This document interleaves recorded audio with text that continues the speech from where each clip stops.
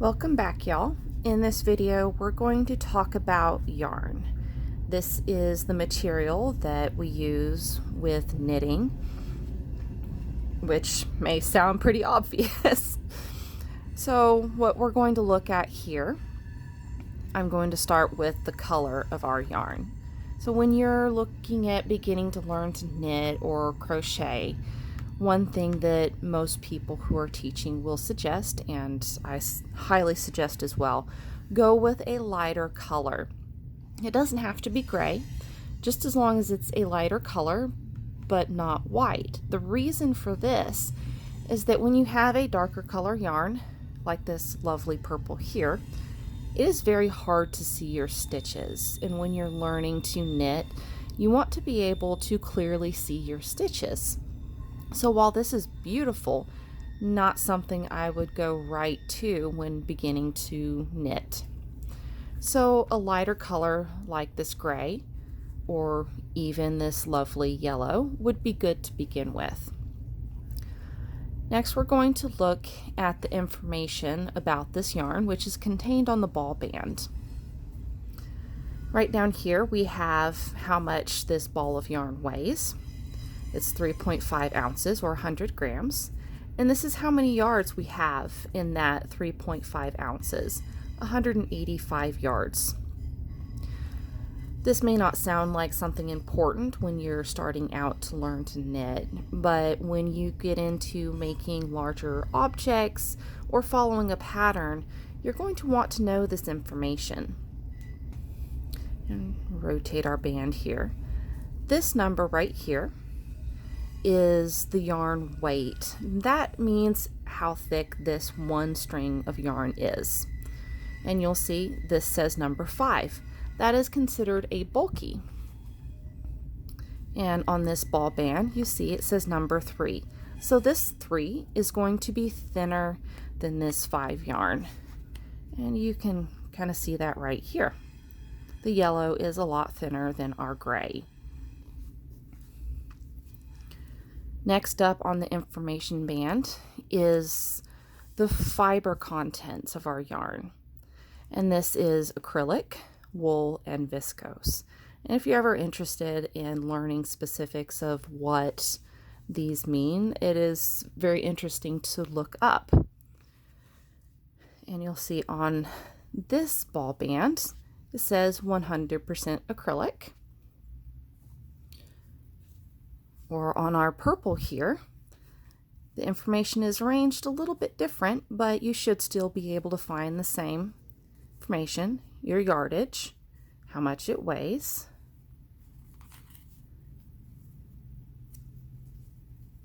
and here is our fiber content information. 85% bamboo, 15% silk. And this yarn, the weight is a number 4. So the thickness of this yarn is going to be in between our gray and our yellow. And as you get more into this, you'll notice that this is not always a very accurate indicator of how thick this yarn is. There is some variation, just like there is variation in women's pant sizing. One brand size 10 may be a little smaller than another brand size 10. So next on our ball band information adventure, I'm going to point out this little symbol right here. It looks like a couple of knitting needles. And what this is going to tell you is the suggested size knitting needle that you may want to use with this yarn thickness. Now it's not very specific here as to whether this means a US size 6 or 6 millimeter. You might want to just get to know your needle sizing system so that you have a better understanding of how that might fit with this thickness of yarn. Also, for the crocheters, we have down here the size crochet hook that might be used. And looking at the sizing of the crochet hook here, a K or 6.5, I'm guessing that 6.5 is in millimeters. And it also gives you right here a potential gauge swatch. So for 4 inches of knitting, you may get 11 stitches or 15 rows. That's all going to depend on what size needle you use and how tightly you knit. We also have washing information. It suggests that you hand wash this. And the other symbols, I'll be honest, I don't know what they mean. I have to look them up every time. I do know that this is hand wash and this says do not iron. So I'm going to look at a couple other ball bands that might be a little different than this particular brand. So here is our Hobby Lobby brand of yarn. And we have how much this ball weighs, how many yards is in it. And you'll have right here the color number or name. And the lot number here doesn't seem very significant for you, but when you're making larger projects that require multiple balls or skeins of yarn, this lot number is going to be important. That means that this yarn was dyed in the same batch as 20 other balls, or however many balls or skeins of yarn that the company dyes at once. And you're going to want to match these lot numbers up so that you don't have variations in your color in your project. So here again, we have the fiber information, the yardage or how many meters, and how much this weighs, 3 ounces or 85 grams. Here's our knitting needle symbol. You'll notice it's slightly different, but still identifiable as your knitting needles. And they suggest a 5mm knitting needle for this in order to obtain the gauge for 18 stitches for every 4 inches of your knitting. Here we have washing information, 40 degrees. I believe that is Celsius. Not sure, it doesn't exactly specify. That may be Fahrenheit. Use some common sense when you're looking at this degree. Some companies use Celsius, some use Fahrenheit, but just use some basic common washing sense. That would be just trying to do some mental calculations. I'm guessing this is Fahrenheit because if it was Celsius, that would be extremely hot water to wash this in.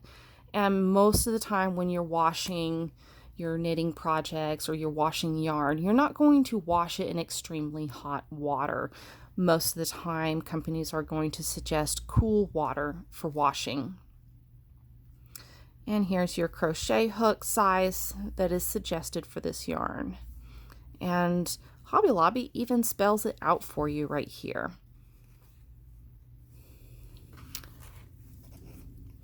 Here is a different ball band. This is Lion Brand, and this is one of those dark colors that I do not suggest starting with your knitting on or learning to knit on. We'll just roll it over. And we see here, we have found our yarn ball weight, 5 ounces. And this is how many yards we have in our 5 ounces. Here's the fiber information. It's 100% acrylic. Let's roll our band further. Here is the size of our yarn. It is a 4 weight. Here is our washing information. It's machine wash on gentle cycle, tumble dry low. Here is our suggested knitting needles or crochet hook. And roll down here. We have the color and we have our lot number. Most of what you'll see in your big box stores, your yarn is going to be in a ball similar to this. And this, you can find the middle and pull your yarn from the middle or pull from the outside. What you may also find is a form like this, and this is called a cake. And you can slip your band off and find your end and just start knitting from the outside, or you can find the middle and pull from the middle. And we'll see this yarn Here is our ball band information. It is a 1. It is a super fine. And you can see it is very thin. And we'll set this next to our bulky gray yarn. You see that is quite a bit difference in the thickness. This, here is our information, fiber information, 70% wool, 30% nylon, and our yardage. You might also find yarn in this form, and this is called a hank. And what this is the yarn is in one big loop.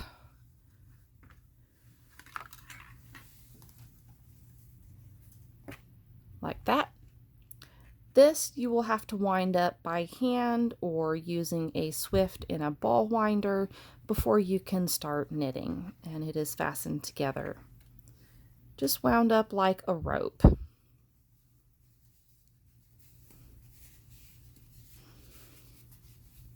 And we'll just